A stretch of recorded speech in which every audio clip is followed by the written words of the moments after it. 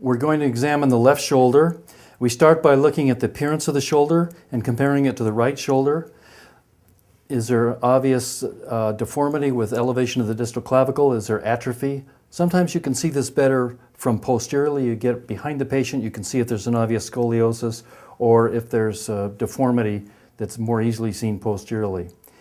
Next, I want to see how his range of motion, check his range of motion. So first we want to do forward elevation. Can you put your arm up next to your ear? So he has full forward elevation, 180 degrees. Go ahead and bring it down now.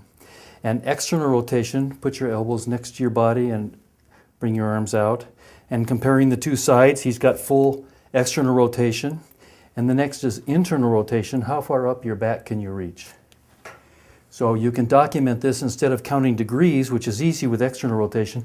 With internal rotation, you can say, can he bring his hand to his mid-thoracic spine or his sacroiliac joint or his greater trochanter, and you can document that instead of trying to measure degrees with internal rotation. The next thing I want to do is check for tenderness. Is he tender over his acromioclavicular joint? Is he tender over the rotator cuff? So the acromion is coming around like this, and if you walk off the step of the acromion anteriorly, right below the forward edge of the acromion is the greater tuberosity, where the supraspinatus portion of the rotator cuff inserts. And so if there's tenderness there, it's often because of irritation of the rotator cuff. It's difficult to palpate the glenohumeral joint because of the covering of the deltoid and the subscapularis muscle. And if there's I don't palpate anywhere else for tenderness except the acromioclavicular joint or the rotator cuff, unless there's an indication, for instance, the sternoclavicular joint. Next, I proceed to my tests, and we have 4 tests. The first is the impingement test. So this is done with flexion of the shoulder and internal rotation. This squeezes the greater tuberosity and the rotator cuff under the acromion. And so if there's a problem, such as a strain or partial tear or impingement of the rotator cuff, specifically the supraspinatus, this will reproduce his symptoms. This is the same as the empty can test or the near test or the Hawkins test. They're all flexion with internal rotation.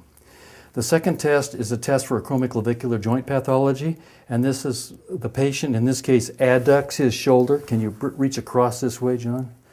And they should have pain at the very top of the shoulder, and this maneuver compresses the acromioclavicular joint and reproduces their symptoms there.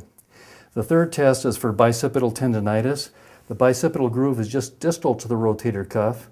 So you put the biceps tendon on a stretch, the long head, by extending the elbow, supinating the forearm, and then lift up against me with the shoulder, and that should reproduce his symptoms there if he has bicipital tendinitis.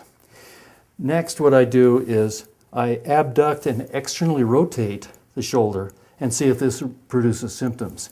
If it doesn't, we don't need to test him for instability. But if it does, then we proceed to the test for anterior instability. So this is a test for anterior instability or anterior subluxation of the shoulder. The position that causes this is abduction and external rotation. So if this reproduces the patient's symptoms, then this is the apprehension part of the test for anterior instability. As with external rotation and abduction, the humeral head is starting to come anteriorly out of the glenoid with instability. The second part of the test is pressure straight posteriorly. In this case, you can visualize pushing the humeral head back into the glenoid, and this should relieve his symptoms. So this produces the symptoms. Posterior pressure should relieve the symptoms. If this happens, then this is a positive test for anterior instability. If this does not relieve the symptoms, it's not a positive test.